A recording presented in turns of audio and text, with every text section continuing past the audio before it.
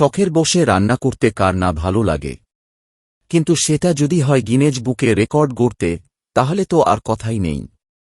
হ্যাঁ, বলছিলাম টানা ১০০ ঘণ্টা রান্না করা নাইজেরিয়ান রাঁধুনি হিলদা বাচির কথা। গিনেস বুকে রেকর্ড গড়তে গত ১১ মে তিনি প্রবেশ করেন তার সাজানো গোছানো রান্নাঘরে। এর পূর্বে ছোট্ট একটি নোটবুকে তিনি টুকে নেন কাজের সম্পূর্ণ ইতিবৃত্ত। টানা ১০০ ঘণ্টার এ বিরতিহীন রান্না চলে ১৫ তারিখ রাত পর্যন্ত।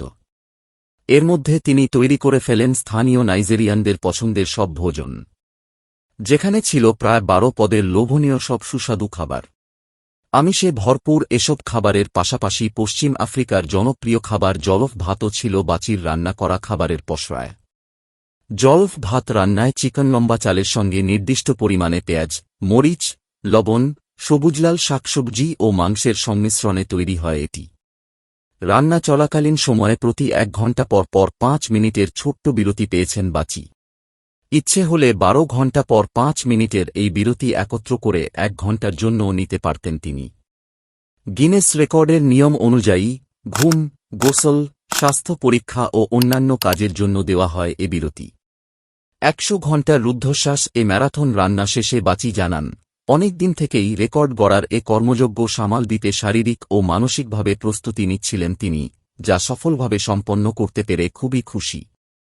এবার বহুল প্রতীক্ষিত রেকর্ড শোনার অপেক্ষা। গিনেস কর্তৃপক্ষ বাচির রন্ধনকার্য বিশ্লেষণে লেগে পড়েছেন ইতোমধ্যে।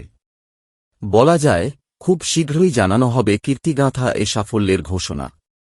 এর আগে ২০১৯ সালে ৮৭ ঘণ্টা ৪৫ মিনিট রান্না করে গিনেস বুকে রেকর্ড গড়েছিলেন ভারতীয় রাঁধুনি লতা টন্ডন, যা এবার যেতে চলেছে নাইজেরিয়ান এ রাঁধুনির ঝুলিতে। একটানা ৪ দিনেরও অধিক এ সময়ে নাইজেরিয়ান তারকারা বিভিন্ন মাধ্যমে শুভেচ্ছা জানিয়েছেন বাচিকে। সাধারণ মানুষজনও পাশে থেকে জুগিয়েছেন সাহস, উৎসাহ ও উদ্দীপনা। ইন্টারনেটের কল্যাণে দূরদূরান্ত থেকেও অনেকেই প্রত্যক্ষ করেছেন তার রন্ধনকার্য। অনন্য এ কীর্তি গড়ার খবরে নাইজেরিয়ান প্রেসিডেন্ট মুহাম্মদ বুহারিও ছোট্ট এক টুইটে অভিনন্দন জানিয়েছেন তাকে।